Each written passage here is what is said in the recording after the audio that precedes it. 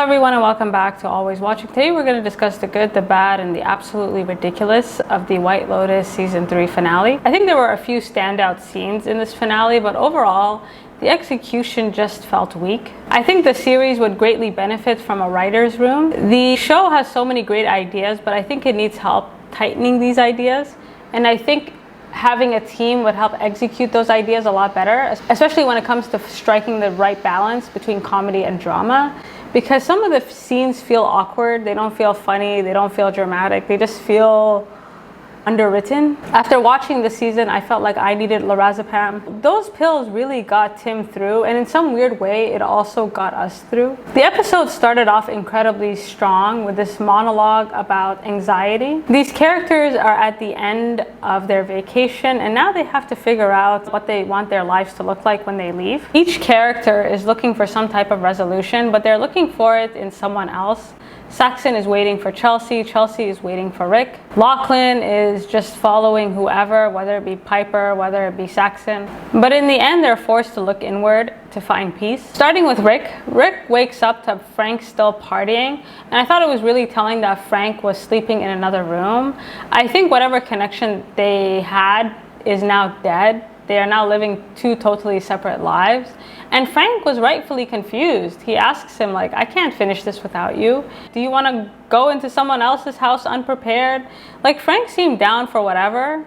And I think after this entire incident, Rick just realized that whatever closure he's looking for, he might never get it. Now, when Rick leaves Frank, there's no sense of urgency whatsoever. We enter Jim's house under false pretenses. We are told that Jim is a very dangerous man with a lot of influence. And I'm not really sure why Rick felt the need to not only go back to the hotel, I mean, he had to go back for Chelsea, but to stay at the hotel. Rick's decision to stay at the hotel for that long, especially considering Jim and his wife owned it, really felt weak. Earlier in the season, we are told that crime has been going up on the island. And I feel like security on this island is god-awful. And this is kind of crazy considering how much they have to lose. Like, this island, this hotel, the types of people that stay here, I mean, they are worth millions. Rick and Chelsea's reunion should have been the start of a beautiful love story.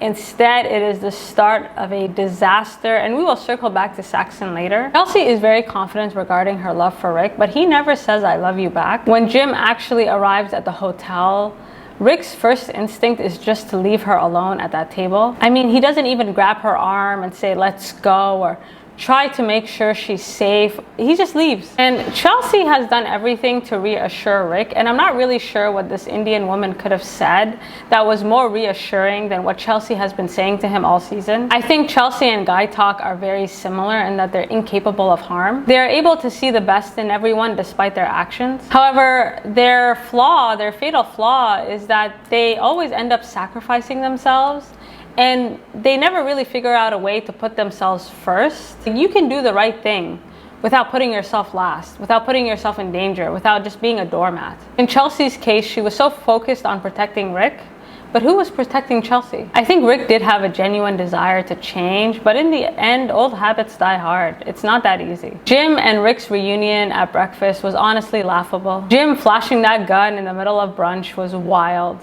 And I was really surprised that his security guards didn't immediately beat him down, especially considering how Rick completely humiliated them by entering Jim's home the way he did. From what I recall of that episode, these security guards didn't even check if Rick had a gun. The way Rick quickly walks away also was a bit laughable. I mean, he sits back down, he tells Chelsea what happened. He's clearly in a state of panic. I mean, this man just insulted your mother, and your reaction is to go to this Indian lady that you had one session with? The way Rick totally abandoned Chelsea, I mean, he keeps telling her to stay out of the way, but she has told him time and time again, our fates are intertwined. She is not going anywhere. She will follow him to his deathbed. I thought the woman's refusal to see him was appropriate. People like Rick expect everyone to adjust to their needs. At one point, I think he even called her my Indian woman. I mean, this lady has appointments. She can't really be canceling. And she tried to connect with him multiple times, but he kind of blew her off. And I feel like the type of guests that stay at this hotel, I mean, she hasn't had enough interactions with him for her to really care about him like that. And I feel like all the guests who see her at this hotel are out of their mind. I thought what made this scene unique is is how it integrated Chelsea's theory about how we're all connected and how we could be connected to people that we don't even know. If Zion had canceled his appointment, who knows how all of this would have turned out. Rick just waiting on that bench was a bit crazy. I mean, he seemed very, very upset, and I'm not sure he would have been calm enough to just sit there. And the way Jim and Jaclyn and that whole crew just showed up conveniently just felt really poorly executed. Rick spots Jim and Jaclyn taking a photo. It made no sense to me how Jim's security was standing very far away from him, considering that Rick was on the island. I mean, these guards don't really know whether or not Rick has left. They don't really do much to verify it. I mean, you have the owner of the hotel and you have this actress. You might want to stand closer. I think Chelsea's total inability to have any effect on Rick shows how one-sided this relationship was. Chelsea represented everything Rick wanted to be, but unfortunately could never become. I thought it was crazy how, again, he just told Chelsea to leave. She was just standing there. I mean, she made it very clear that she was not leaving him, and he was about to do something very dangerous. I thought the way Rick just walked up to Jim could have been executed a lot better. I mean, there was absolutely no interference from these security guards, and we don't know much about these security guards, but they seemed competent at the start of the season because Guy Talk was trying desperately to also become a guard. And so the impression we're given is that these guards that are defending this woman are the best of the best. However, Rick takes them out like they're nothing. I think Rick's decision not to kill Jim's wife took a lot of restraint. We will definitely circle back to Guy Talk. The shootout felt very messy. We don't know much about Rick, but he definitely does seem like the type of person to survive a shootout. But Chelsea does not move like that, and he should know. I mean, there was no way this woman was gonna dodge a bullet in that environment. Like, she's so awkward. Like, I knew even before he turned around that she was dead. Chelsea's death was quite heartbreaking, and I felt like the actress was wonderful because you could see it in her eyes. She always had a bad feeling that something terrible was going to happen. And so when she was shot, she just kind of accepted her fate. She not only knew something bad was going to happen, but she purposely tied her fate to Rick's, and for that, she was doomed. The title of the episode refers to accepting your fate, whether it's good or bad. Rick had so many opportunities to change his behavior. However, he was just unable to break that violent cycle. And Chelsea had so many opportunities to leave him. It was very clear that this man was battling demons she was incapable of helping him with, but that didn't stop her. And although Rick never knew his father, he had a lot in common with him. Like his father, he was programmed for self-preservation. And Rick never takes a step back to really think about how his actions are going to affect the people around him because he was so used to only thinking about himself. And although Jim was not very good to Thailand, I mean, Rick wasn't very good to Chelsea. I thought the way this idea of the yin and the yang played out was really beautiful, actually. You have these two opposing forces who together balance each other out, but individually are incredibly destructive. I think Rick, like so many characters on this show, Laurie, Saxon, and many others, are looking for someone to save them, but in the end, no one can save you. Like, you have to save yourself. And every time I saw Chelsea with Rick, I just kept saying, ma'am, he does not want to be saved. Just leave him. And this takes us to Laurie and that raggedy friend group. The girls are in disarray, and I was waiting for Laurie to just get up and leave that table, leave these raggedy girls alone.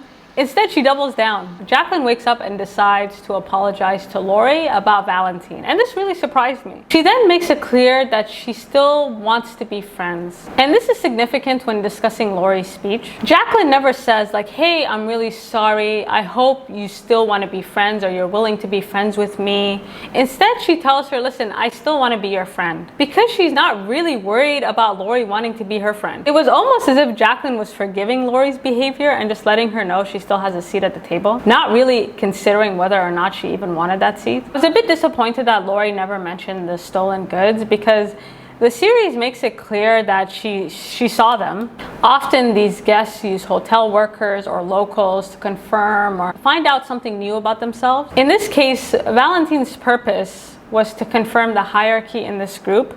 He slept with Jaclyn because she was the most high value. And granted, he really didn't need to do that. Season 1, Paula develops this relationship with a hotel worker named Kai.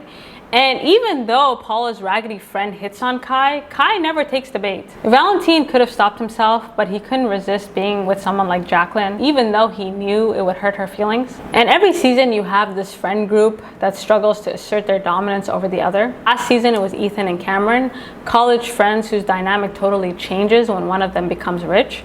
And so the whole season is Cameron reminding Ethan he's better, and Ethan trying to prove that he's not just equal to Cameron, but he's better than him. When Laurie wakes up in the morning and sees Jaclyn and Kate playing in the pool, at first I thought she was disgusted, and then later we realized she felt left out. At their last supper, Jaclyn and Kate give these very fake speeches about how happy and wonderful this trip was, even though all they did was talk behind each other's back. And I think the way they fake smile should honestly be studied. And Laurie, rightfully confused, decides to speak up. And these women have absolutely nothing in common. In fact, their dynamic hasn't changed since the day they met. Jaclyn is the pretty one, Kate is the stable one, and I guess Laurie is a bit of a wild card. Laurie mentions how the older you get, you really have to justify your decisions and your belief systems, and her decisions and belief systems are the most transparent when she's with Jaclyn and Kate. Laurie then describes how she has tried time and time again to find some type of system that works for her,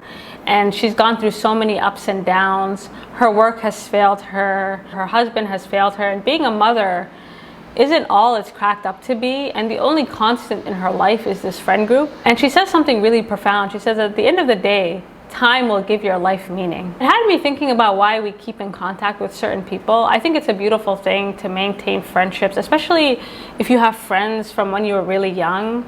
I think where it becomes incredibly toxic is if the dynamic hasn't changed.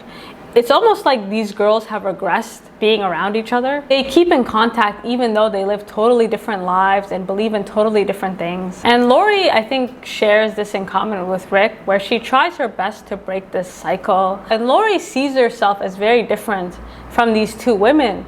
But at the end of the day, she has to ask herself, why do I keep coming back? If I'm so different, if I disapprove of everything Jaclyn does, if I think Kate is a bit of a snake, why don't I cut them off? Well, maybe it means that you share a lot more in common with them than you would like to believe. She tells Jaclyn she's happy she has a beautiful face, and then tells Kate she's happy she has a beautiful life. And this idea of being grateful for just a seat at the table, I think really speaks to how Laurie perceives her relationship with Jaclyn and Kate. She has tried her whole life to get up from this table, but at the end of the day, she can't. And this fear of being kicked out or ostracized is felt in all three women. That's why they get super nervous when they think the other is talking negatively behind their back. And I don't think any of these women want to be kicked out of the table because they fear landing at a lesser table. At the end, they tell each other, I love you, I love you. And they do this a lot, like telling each other, like, I love you, I love you. And the whole thing is so fake and performative. Their love is conditional. They love each other as long as they play their part to perfection and they don't complain. And I think after they left this island, nothing has changed. I think their dynamic remains the same. They'll probably go on another vacation. Same mess, different place. Now moving on to Tim. We have been waiting for Tim's moment. I felt like finally this character would pay off. And at this point, we just want him to do anything. Something. Please. This man is dead weight. I mean, he is just underdeveloped. He's underwritten. It's crazy to me that his family just ignores the fact that he's high all the time. And I think this is what I mean by striking the right balance between comedy and drama. Because there's a certain point where, okay, yeah, it was funny, but now it's becoming absurd. The way he was popping those lorazepam pills, honestly, I'm like, you know what? If it's safe, I might take a few. Like, I was waiting for him to overdose or something, but he pops that pill until the last moment, which is how we knew the season has come to an end. Now, Tim is running out of time. Piper comes back from the monastery, and unfortunately for Tim, she has changed for the worse. I thought Piper's transformation was really fantastic and very predictable, but satisfying. She loved the aesthetic of living an authentic life, but not the reality of what came with it. The food was not ideal, the bed was too small. I think Lachlan's desire to stay there really exposed how fake she is, because Lachlan grew up in the same environment and he was perfectly fine. Lachlan is the only person that I feel found balance in this season. And I think that's why he was allowed to live at the end, because he has tried from the beginning of the season to really assert himself, but he hasn't really found a way. Piper encouraging Lachlan not to mess up his life was rich, because the reason she came to Thailand was to better her life. And now she's saying the whole thing was what, a form of self-sabotage? Victoria's reaction to Piper was perfect. A mother definitely knows her daughter. Piper starts crying about how unfair the world is and how guilty she feels about being this princess who relies on her Beat headsets for comfort. Now, granted, in Piper's defense, I don't think a lot of people could live like that, but that doesn't mean you can't find another way. Like, being a spiritual person, being an authentic person, doesn't have to involve moving to Thailand. And I thought her reaction was more telling in terms of what kind of person she is, because she stops studying, she stops reading, she stops listening to all her podcasts or whatever. She just kind of gives up on that life. Victoria tells her not to feel bad, and not enjoying their privileges is actually really, really unfair to the people who don't have what they have, which immediately comforts Piper. Piper's wardrobe change was fantastic. She starts to look like her mother. And if you notice, she's even nicer to Saxon. And he kind of looks at her like he notices her outfit changes. He doesn't say anything. I think he was hoping that she would come back and say it was awesome. So like, he looked like he was kind of down to stay in Thailand. And he looked at her like slightly disappointed, like, oh, so you're just like the rest of us. Like, he seemed sad that she ended up being exactly what he thought she was. And the irony is, she has no idea that her life is about to change dramatically. I think this show really does a great job of commentating. I mean, looks can be deceiving.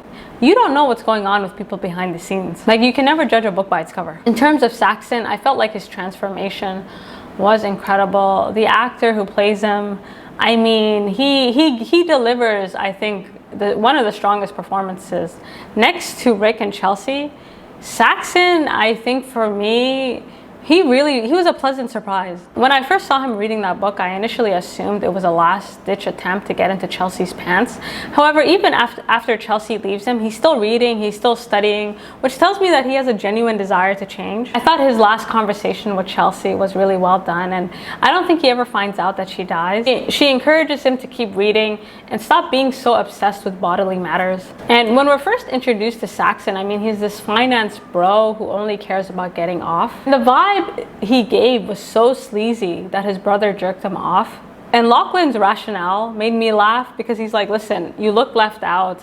Also, this is pretty much all you care about. Like, Lachlan was like, I didn't know you had boundaries. And Saxon, I think, represents the perfect son in this family. Everything has come so easily to him. And Lachlan is the awkward one. You know, in the beginning, he really wanted to be like his brother, but by the end of this trip, he realized, like, that's just not who he is. Saxon's face seeing Rick and Chelsea reunite was perfect. I was like, this was an Emmy award-winning face. He has this new self-awareness in terms of what kind of person he is, and how long and how much work it's going to take to become the type of person that he wants to be. Now, Saxon's transformation was almost halted by his deranged father, Tim. Now, Tim's decision to kill this family honestly could have made up for his storyline. I mean, I was like, sir, do something. And it's the only time I felt tension in Tim's storyline, because throughout the series, he's done nothing. And you stop believing he's even capable of doing anything. I was like, you know what, Tim, this is your moment. And I feel like so much of this season hinged on Tim. And in the end, he was such a weak link. Tim deciding to kill everyone but Lachlan was hilarious. Little does Lachlan know that his father is proud of his ability to live in poverty. The way Tim was cutting up that fruit and pouring that alcohol, I mean, he looked deranged, he looked unstable. I was looking at his family like, y'all not clocking this? One of my favorite reoccurring moments this season is Tim's relationship to this Australian hotel attendant. She can tell he's unstable, but she's like, you know what, that's none of my damn business.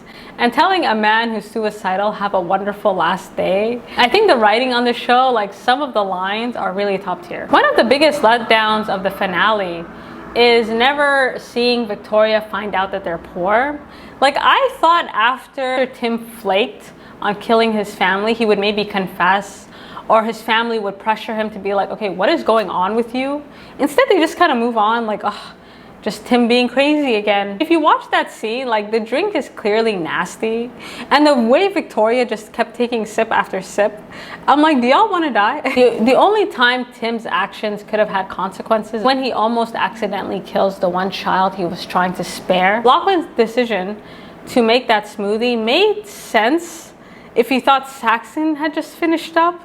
But Saxon seems like someone who would clean up after himself. Plus the smell coming from the blender. I mean, I'm not sure what was going on in Lachlan's head. Maybe something about what Saxon said about being a man and no one will make you a man. I forced him to drink a nasty smoothie. And there's always a character like Lachlan on the show, someone who shows up with very little to no expectations and ends up having like the most profound experience. I thought Lachlan's death sequence was very beautiful. He sees exactly what the monks described, and the monk frames death not as an ending but as part of a natural cycle, something that's inevitable, something that you really shouldn't fear. I think the reason Lachlan was allowed to live is because he's the only character that found balance. And for him, death is a type of resurrection. It's an opportunity to start over and to live differently, something that he has earned throughout the season. I thought this scene nicely foreshadowed Rick and Chelsea's death when they fall into the water. I thought watching Tim try to revive Lachlan was also very funny. I mean, he's so high he can't even pick him up. I mean, all he could do was scream for help. And Tim is just...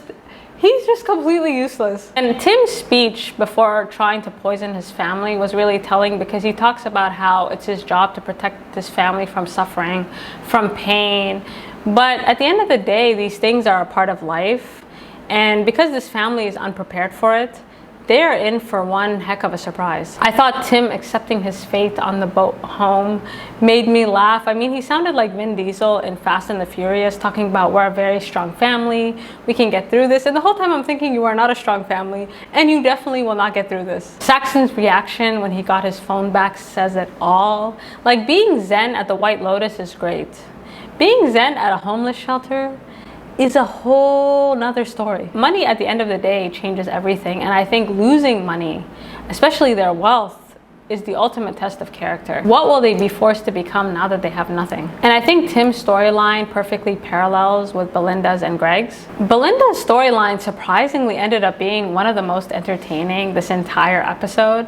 I thought the negotiation scene with Greg was spectacular. Zion was incredible, and I love how naive he was. Like, he really didn't appreciate how dangerous this man was. Talking about like soup to nuts, let's do this soup to nuts, how long do you have left to live anyways? And the way that Greg was looking at Zion, he wanted to ask him the same thing. He's like, well, how long do you think you have left? If you notice, Greg never took his eyes off Belinda, and I don't think Greg was pressed about the money. I think what he was worried about is Belinda believing that she had power over him. I thought Belinda spitting out that whiskey was an Emmy award-winning performance, because I felt her fear. And I think that's what Greg wanted to feel. He needed to know that if he gave this money, she would fear him. He would never see her again. Zion's reaction, I mean, a mother really does know her son. Like, he's like, listen, let the boys talk, let us figure it out.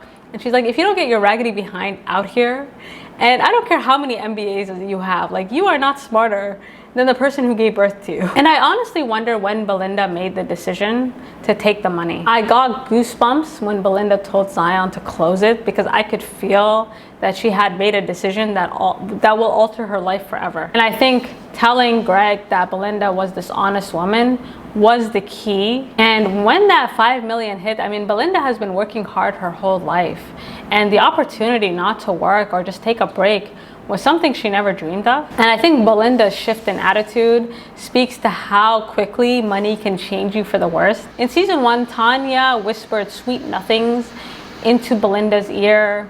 It was Tanya that came up with the idea of helping Belinda fund her spa, and then she abruptly backs out of it by telling her circumstances have changed and now she's following a stranger to a different country. I mean, personally, I could care less about Tanya. It's surprising she lived as long as she had. I mean, she met Greg trying to open her hotel door. I mean, from the beginning it was a scam, and it never occurs to her. I'm like, lady, I need you to put 2 and 2 together. What did he say, like the Bureau of Land Management? I mean, that sounded made up. And Tanya fell for Greg the same reason Belinda fell for Tanya. He whispered sweet nothings into her ear. And I think when it comes to wealth, sometimes the aesthetic carries more weight than the reality. Someone who looks rich can be far more influential and powerful than someone who actually is rich. As soon as the money hit, Belinda tells Zion they are leaving Thailand, which honestly makes sense, because that sense of urgency, that sense of fear, this is what Greg needs to see. They need to go. And this is something that's never really answered, but why does he stay close to the White Lotus?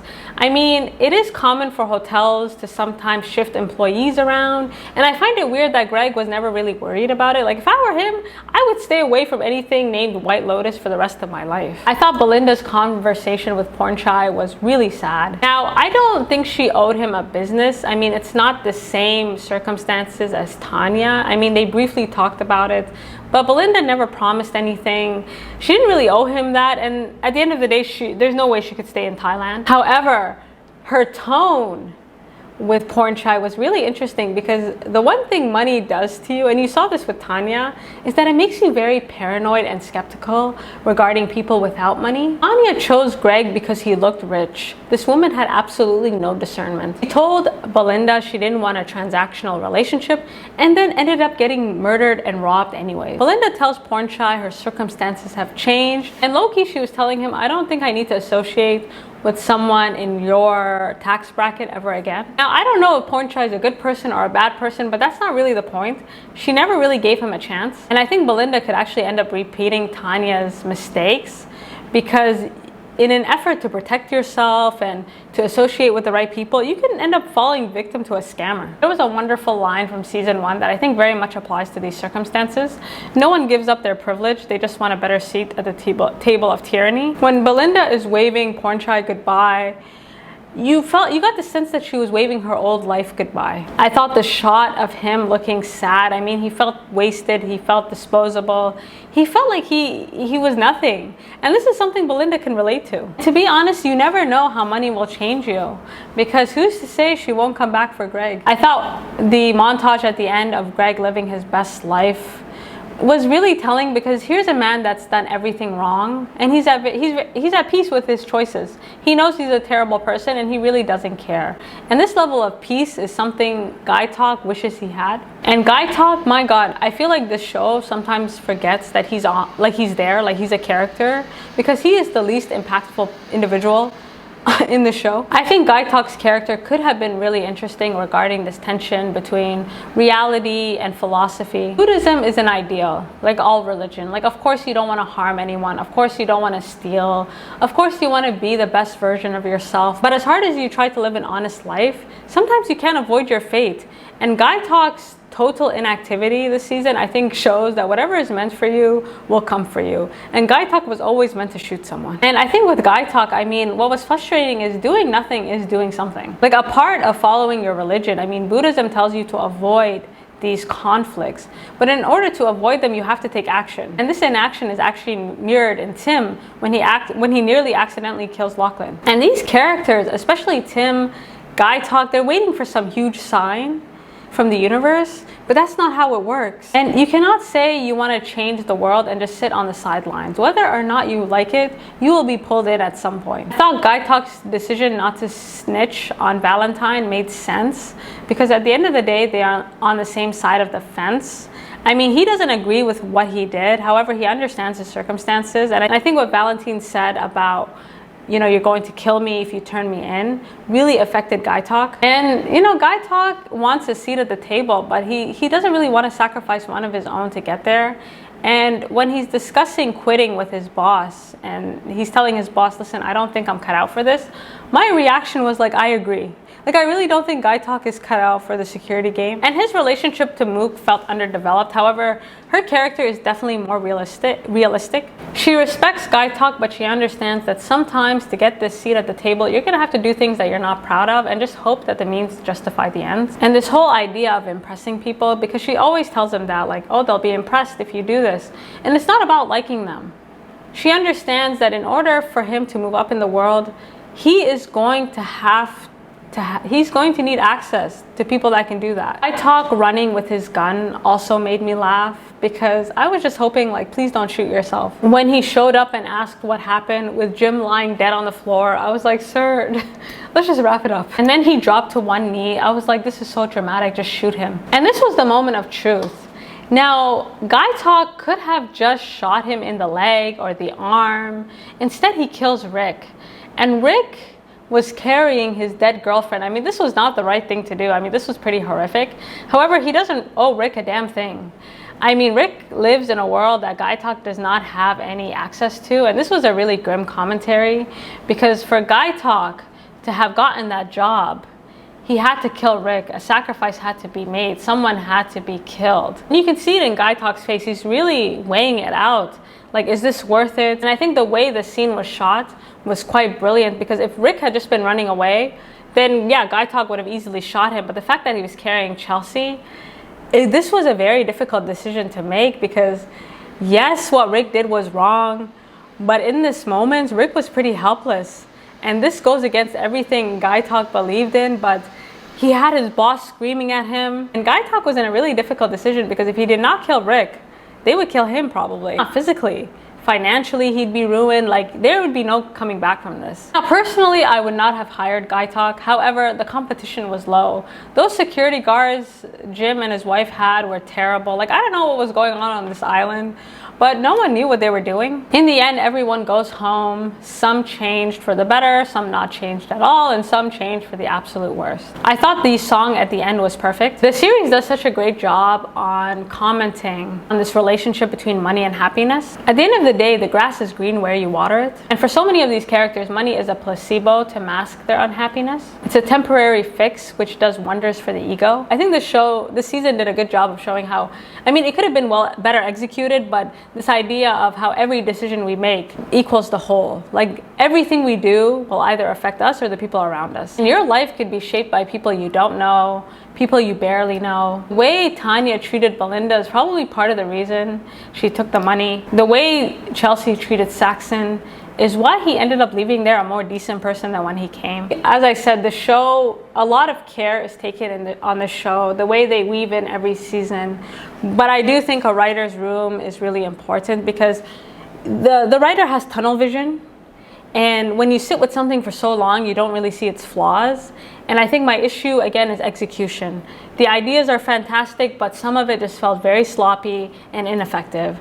And hopefully moving on to season 4 or 5 or however many seasons they go on for, something changes, because it really takes a village. Because in terms of writing, season 1 is still the best. I mean, you really get the sense that this was supposed to be a limited series because of how tight season 1 was, the contrast between different characters, the commentary. Like, it was weaved in so beautifully. And ever since then, it hasn't felt as tight. And I'm not really sure what they're going to do moving forward, but as I said, you know, everyone needs a little help sometimes. So you guys let me know what you think, and until next time.